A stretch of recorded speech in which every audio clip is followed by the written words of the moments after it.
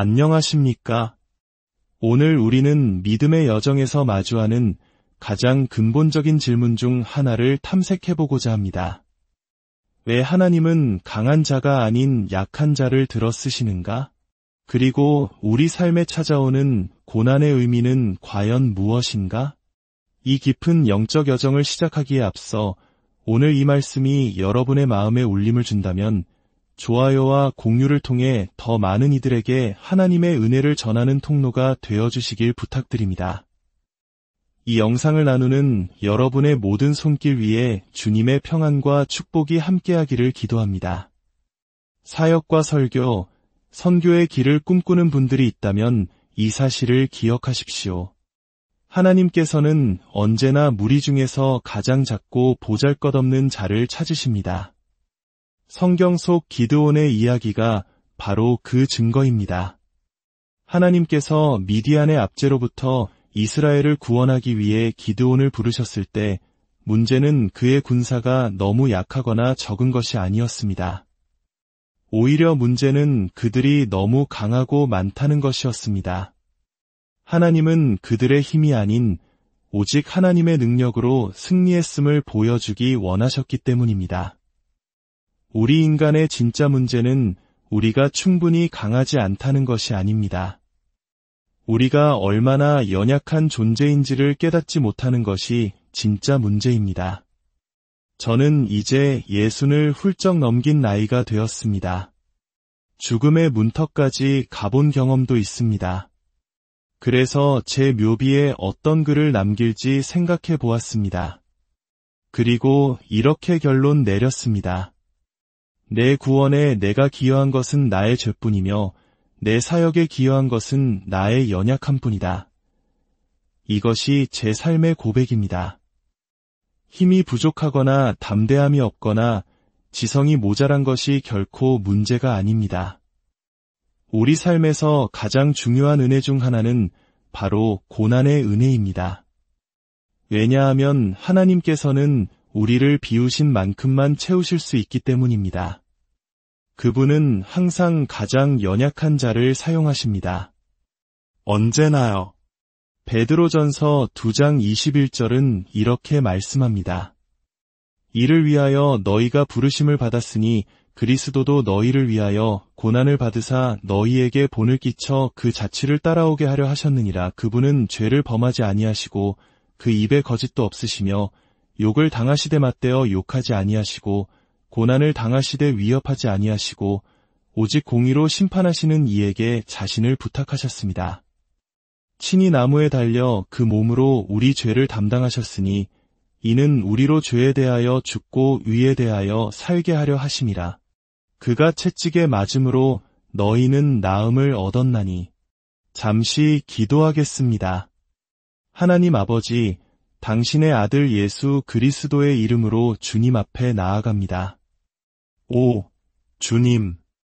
우리가 주님 앞에 설 수 있는 것은 오직 그분의 공로와 같이 덕분입니다.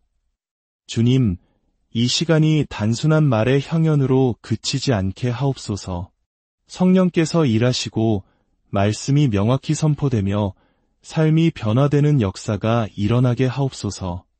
오직 그리스도만이 높아지시기를 원합니다. 오직 그리스도 한 분만으로 충분합니다. 당신의 백성을 도우소서. 주님, 예수님의 이름으로 기도합니다. 아멘. 성경은 분명히 말합니다. 그리스도인의 삶에서 고난은 혹시 일어날 수도 있는 일이 아니라 반드시 일어나는 일입니다. 그리고 그 고난은 단순히 우리가 타락한 세상에 살기 때문에 겪는 것만이 아닙니다. 때때로 그 고난의 주체는 바로 우리의 하늘 아버지이십니다. 하나님께서는 당신의 손길로 우리를 약하게 만드십니다. 날마다 점점 더 약하게 만드십니다. 그리하여 마침내 우리가 구원과 사역의 유일한 희망을, 쓸모있는 존재가 될 유일한 소망을 오직 그분의 은혜 안에서만 발견하도록 이끄시는 것입니다. 우리 모두는 얼마나 비워져야 할 필요가 있는지요. 그러므로 고난을 하나의 은혜로 생각하십시오. 이 말은 매우 연약하고 고난을 두려워하는 한 사람의 입에서 나오고 있습니다. 저는 항상 두렵습니다. 하지만 저는 그것이 절대적으로 필요하다는 것을 압니다. 당신은 당신이 겪은 고난의 깊이만큼만 하나님께 쓰임 받을 것입니다. 십자가의 영광뿐 아니라 당신 자신의 유익과 성화를 위해 고난은 당신에게 정해진 운명입니다. 그러니 고난이 닥칠 때 이상한 일로 여기지 마십시오. 그것은 필수적인 과정입니다. 그리스도께서는 고난을 통해 우리에게 본을 남기셨습니다. 우리가 그분의 발자취를 따르게 하기 위함입니다. 종교개혁의 역사를 보면 안타까운 분열이 있었습니다. 어떤 이들은 개혁신학에 깊이 몰두한 나머지 신앙 고백의 중요성은 강조했지만 그리스도를 본받는 삶을 소홀히 했습니다. 반대로 다른 이들은 그리스도를 본받는 것을 많이 이야기했지만 신학의 뿌리와 핵심을 놓쳐버렸습니다. 이 둘 중 하나라도 놓치면 어떤 선한 운동도 길을 잃게 됩니다. 건강한 신학은 반드시 그리스도를 본받는 삶으로 이어져야 합니다. 그것이 성숙한 신학입니다. 우리는 단지 그분을 설교하기 위해 아는 것이 아니라 어린 양이 어디로 인도하든지 따라가기 위해 그분을 닮고 그분을 반영하기 위해 알아야 합니다. 우리 삶의 어떤 부분을 이야기하더라도 그리스도는 우리의 본이 되십니다. 결혼 생활이요? 에베소서 5장은 그리스도와 교회의 관계를 통해 남편의 사랑을 설명합니다. 그분은 모든 면에서 우리의 모범이십니다. 우리는 그분의 삶과 그분의 단순하면서도 급진적인 명령들을 더 깊이 들여다보는데 시간을 보내야 합니다. 그렇게 우리가 성숙해질 때 고난이 찾아오면 더 잘 준비되어 있을 것입니다. 최근에 박해받는 국가의 기독교인들로부터 질문을 받았습니다. 또 다른 박해의 물결이 다가오는 것 같습니다. 어떻게 준비해야 합니까? 저는 이렇게 답했습니다. 바로 그 질문에 문제가 있습니다. 신약 성경은 박해를 대비하는 특별한 방법에 대해 가르치지 않습니다. 대신 매일매일 더욱 그리스도를 닮도록 유로움 안에서 자신을 훈련하고 하나님의 약속 안에서 훈련하라고 가르칩니다. 그렇게 매일 은혜의 수단을 사용하며 훈련하는 것이 박해뿐만 아니라 삶 전체를 준비하는 길입니다. 특별히 신약의 범위를 로마서와 에베소서 정도로 축소해버린 젊은이들에게 권면합니다. 복음서를 연구하며 그리스도를 깊이 바라보십시오. 그분은 우리가 고난과 박해 속에서만이 아니라 삶의 모든 영역에서 그분의 발자취를 따라야 한다고 말씀하셨습니다. 요한계시록 14장에 제가 가장 사랑하는 구절이 있습니다. 그들은 어린 양이 어디로 가든지 따라가는 자들이라 누군가 저에게 당신을 정의하는 한 구절을 꼽으라면 저는 주저없이 이 구절을 택할 것입니다. 베드로전서는 계속해서 그리스도에 대해 증언합니다. 그는 죄를 범하지 아니하셨다. 고린도후서 5장 21절은 죄를 알지도 못하신 이라고 말합니다. 죄는 그분과 아무런 상관이 없었습니다. 밤과 낮처럼 달랐습니다. 그분은 죄를 이기실 수 있었기 때문에 이기신 것이 아니라 죄가 그분을 붙잡을 것이 아무것도 없었기에 이기셨습니다. 또한 그의 입에는 거짓이 없었다고 말합니다. 마음과 입의 관계를 보여주는 것입니다. 욕을 당하시되 맞대어 욕하지 아니하시고 고난을 당하시되 위협하지 아니하셨다. 왜 그러셨을까요? 사람들을 사랑하셨기 때문일까요? 네, 물론입니다. 하지만 본문은 더 깊은 이유를 말해줍니다. 오직 공의로 심판하시는 이에게 자신을 맡기셨기 때문입니다. 이것이 우리가 배워야 할 점입니다. 앞으로 다가올 시대에는 우리 중 많은 이들이 신앙 때문에 혹독한 고난을 겪게 될지 모릅니다. 끔찍한 고난을 견뎌내는 힘이 어디에서 나올까요? 사람에 대한 사랑만으로는 충분하지 않을 수 있습니다. 그것만으로는 너무 약한 약입니다. 어떤 때는 사방이 칠흑 같은 어둠에 휩싸이고 아무것도 느껴지지 않으며 그저 어둠 속을 더듬을 수밖에 없는 순간이 올 것입니다. 바로 그때 당신은 당신의 하나님의 이름을 신뢰할 수 있어야 합니다. 감옥에서 수십 년을 보낸 이들 중 어떤 이들은 그 시간이 그리스도와의 달콤한 허니문 같았다고 간증합니다. 몇몇에게는 사실일 수 있습니다. 하지만 제가 개인적으로 아는 많은 이들은 감옥에 던져졌을 때 하나님의 임재가 함께하지 않는 것처럼 느껴졌고 완전한 어둠 속에 남겨졌다고 고백했습니다. 그들이 할 수 있었던 유일한 일은 성경이 하나님에 대해 말하는 바를 의지하는 것뿐이었습니다. 예수님은 유혹의 거대한 전쟁을 어떻게 통과하셨습니까? 그분은 하나님을 아셨고 하나님께 자신을 온전히 맡기셨기 때문입니다. 우리의 고난과 그리스도의 고난을 비교할 때는 명확한 한계가 있습니다. 성도들은 고난 속에서도 하나님의 임재의 흔적을 느끼거나 느끼지 못하더라도 하나님의 약속을 붙들 수 있습니다. 그러나 그리스도께서는 십자가 위에서 하나님 아버지로부터 친히 매를 맞으시며 고난을 겪으셨습니다. 나의 하나님, 나의 하나님, 어찌하여 나를 버리셨나이까? 그분은 외치셨습니다. 어떤 성도도 그리스도처럼 고난받은 이는 없습니다. 저는 페루에서 거의 11년 동안 끔찍한 내전의 한복판에 있었습니다. 수천 명이 학살당하고 폭탄과 총성이 끊이지 않았습니다. 교회들은 불탔고 기독교인들은 양쪽 군대에 강제로 징집되거나 살해당했습니다. 어느 작은 목회자 모임에서 밖에서는 폭탄 소리가 들려오는 가운데 한 목사님이 일어나 빌립보서 한 장 29절을 읽었습니다. 그리스도를 위하여 너희에게 은혜를 주신 것은 다만 그를 믿을 뿐 아니라 또한 그를 위하여 고난도 받게 하려 하심이라. 저는 이 말씀이 오늘날 서구 교회를 향해 점점 더 강력하게 적용되고 있다고 믿습니다.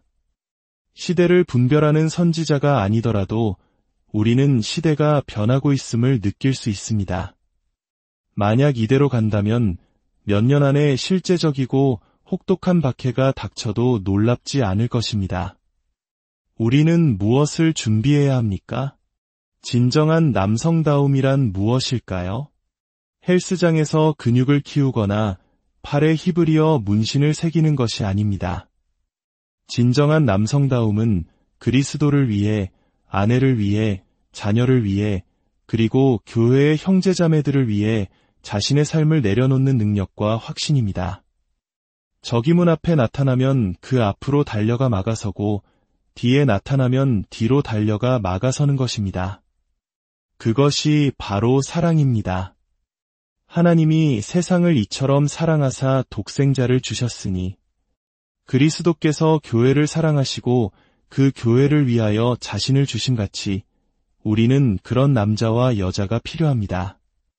나뭇잎 하나 떨어지는 소리에도 놀랄지라도 자신을 주님께 드리고 그분을 신뢰함으로 계속 나아가는 사람들 말입니다. 그런 사람들은 신학교에서 헬라어 수업에서 만들어지는 것이 아닙니다. 그들은 성경 말씀 안에서 그리고 깊은 밤 무릎 꿇는 기도의 자리에서 만들어집니다. 신학교에 가기 전에 먼저 당신의 언어로 된 성경을 몇 번이나 통독했는지 밤을 새워 기도해 본 적이 있는지 자문해 보십시오. 책 없이 성경만 읽는 것은 위험하지만 성경과 기도 없이 책만 읽는 것은 앵무새를 만들어낼 뿐입니다. 우리의 주된 싸움은 항상 그리스도의 신성을 변호하는 것이었습니다.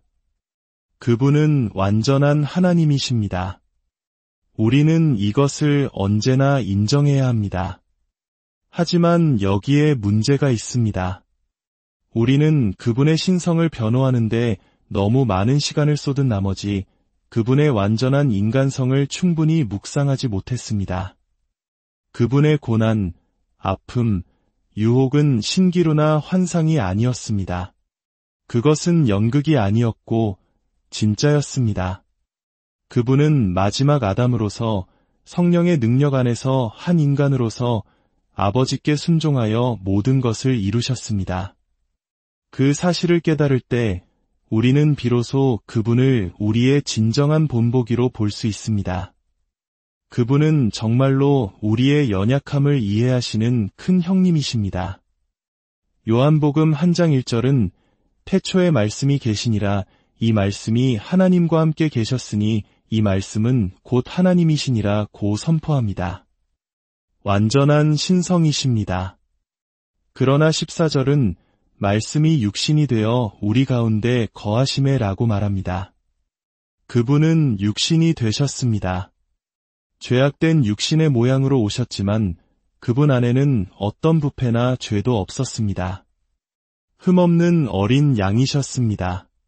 그러나 그분은 타락의 결과로 인한 모든 연약함, 목마름, 굶주림, 두려움을 겪으셨습니다. 우리를 붙잡고 배처럼 흔드는 모든 것을 그분은 아셨고, 느끼셨고, 그리고 이겨내셨습니다. 이사야서의 종의 노래를 보면 우리는 그리스도의 진정한 인간성을 더 깊이 보게 됩니다. 이사야 42장은 내가 붙드는 나의 종, 내 마음에 기뻐하는 자 곧 내가 택한 사람을 보라고 말합니다. 야훼 하나님께서 당신의 종을 붙드신다고 말씀하십니다. 성육신하신 그분이 진정한 인간이 되셨을 때 우리는 그분이 하나님께 붙들리고 하나님에 의해 인도받으시는 모습을 봅니다. 이사야 신장은 그분이 배우셨고 과업을 받으셨음을 보여줍니다. 주 여호와께서 학자들의 혀를 내게 주사나로 곤고한 자를 말로 어떻게 도와줄 줄을 알게 하시고 아침마다 깨우치시되 나의 귀를 깨우치사 학자들 같이 알아듣게 하시도다. 누가복음에서 그가 지혜와 키가 자라갔다고 말한 것처럼 그는 메시아가 된다는 것이 무엇을 의미하는지에 대한 이해에서 성장하셨습니다. 그리고 그 구속의 사명을 깨달았을 때 그는 외면하지 않고 정면으로 마주하셨습니다. 이것이 바로 믿음의 가장 위대한 본보기입니다. 역사상 가장 위대한 믿음의 사람은 아브라함이 아니라 바로 인간 예수 그리스도였습니다. 이사야 49장에서 메시아는 수많은 위대한 약속들을 받습니다. 그러나 그 약속의 성취 과정은 실패처럼 보였습니다. 이사야 신세장은 우리가 전한 것을 누가 믿었느냐고 한탄합니다. 그리스도의 사역과 죽음은 모든 약속이 실패한 것처럼 보였습니다. 그러나 그분은 명백한 실패 속에서도 하나님의 모든 약속을 굳게 붙드셨습니다. 젊은 사역자들에게 이것은 매우 중요합니다. 많은 경우 하나님은 당신을 부르시고 당신은 그 부르심에 헌신하지만 그분은 뒤로 물러나 당신이 가졌다고 생각했던 모든 약속의 죽음을 경험하게 하실 것입니다. 당신은 홀로 남아 그분의 말씀이 참되다는 것 외에는 아무것도 없는 상태에 놓일 것입니다. 이것이 바로 하나님의 약속에 대한 탄생, 죽음, 그리고 부활의 과정입니다. 요셉을 기억하십시오. 모든 희망이 사라졌을 때 바로가 그를 이집트의 총리로 세웠습니다. 단 한순간에 하나님은 요셉을 세상에서 가장 강력한 사람의 오른편에 앉히셨습니다. 그리스도께서 무덤이라는 감옥에 계실 때 모든 것은 완전한 실패처럼 보였습니다. 그리고 그분은 무덤에서 일어나 하나님의 우편에 앉으셨습니다. 이것이 여러분에게도 적용됩니다. 여러분은 제가 알지 못했던 불을 통과하게 될지 모릅니다. 그때 여러분은 하나님의 약속을 붙들어야 합니다. 그러나 약속을 붙들기 위해서는 먼저 그 약속을 알아야 하고 하나님의 성품을 알아야 합니다. 그렇지 않으면 버텨낼 수 없습니다. 겟세마네 동산에서 천사가 나타나 그를 도왔고 그는 힘쓰고 애써 더욱 간절히 기도하시니 땀이 땅에 떨어지는 핏방울 같이 되었습니다. 순교자들이 찬송하며 십자가로 나아갔는데 왜 구원의 대장 되시는 예수님은 이 잔을 내게서 옮기시옵소서라고 부르짖으며 그토록 고뇌하셨을까요? 그 잔에 무엇이 담겨 있었기 때문입니까? 시편 75편은 말합니다. 여호와의 손에 잔이 있어 술거품이 일어나는도다. 땅의 모든 악인이 그 찌꺼기까지 다 기울여 마시리로다. 예레미야 25편은 말합니다. 너는 내 손에서 이 진노의 술잔을 받아 마시게 하라. 그 잔에는 전능하신 하나님의 진노가 담겨 있었습니다. 십자가 위에서 그 3시간 동안 온 세상의 어둠이 그를 덮었습니다. 그것은 단순한 날씨 현상이 아니었습니다. 하나님의 완전한 임재의 철회였습니다. 그는 완전히 홀로 어둠 속에 갇히셨습니다. 그곳에는 하나님의 버리심과 악을 향한 하나님의 거룩한 미움, 그 맹렬한 공의가 파도처럼 끝없이 그의 머리 위에 쏟아졌습니다. 아버지의 임재는 철회되었고 그의 백성에게 마땅히 임해야 할 하나님의 모든 진노가 그리스도께 쏟아졌습니다. 그러나 그는 믿음으로 그 맹목적인 어둠 속에서 하나님의 임재는커녕 진노만을 느끼는 상황 속에서도 이것이 하나님의 완전한 뜻의 한 부분임을 아셨고 이 길을 끝까지 감당하셨습니다. 그것이 바로 믿음입니다. 이사야 신장은 이렇게 말합니다. 너희 중에 여호와를 경외하며 그의 종의 목소리를 청종하는 자가 누구냐? 흑암 중에 행하며 빛이 없는 자라도 여호와의 이름을 의뢰하며 자기 하나님께 의지할지어다. 흑암 중에 행하며 아무 빛도 없는 순간이 올 것입니다. 하나님의 임재가 전혀 느껴지지 않는 영혼의 어두운 밤이 찾아올 것입니다. 그때 당신은 당신의 하나님의 이름, 그분의 성품을 신뢰해야 합니다. 그러나 그분과 함께하는 시간을 보내지 않았다면, 말씀 속에서 그분을 만나지 않았다면 당신은 그렇게 할 수 없습니다. 제 40년 사역 동안 수많은 사람들이 좌로나 우로 넘어졌습니다. 여러분이 겪어야 할 불보다 훨씬 약한 불에도 신앙을 버리고 배도했습니다. 이것은 여러분을 향한 경고입니다. 교회 생활이나 사람들과의 관계에서만 힘을 찾는다면 당신은 버텨낼 수 없습니다. 당신은 그리스도를 알아야 합니다. 말씀과 기도 속에서 그분을 깊이 알아야 합니다. 그렇지 않으면 당신은 실패할 것입니다. 어떤 이들은 그런 어둠의 순간에 하나님의 성품과 말씀을 의지하지 못하고 스스로 거짓된 불을 피우거나 인위적인 무언가를 만들어냅니다. 저는 여러분이 넘어지는 것을 보고 싶지 않습니다. 오히려 여러분이 승리하기를 원합니다. 하나님께서 여러분의 낡은 누더기 같은 삶을 통해 영광 받으시기를 원합니다. 그러나 그것은 사람들 앞에서 일어나지 않습니다. 당신을 증명하는 것은 사람들 앞에서의 말이 아니라 하나님 앞에서 하나님과 함께 홀로 드리는 당신의 기도입니다. 부디 젊은이들이여 하나님의 사람이 되십시오. 말씀의 사람이 되십시오.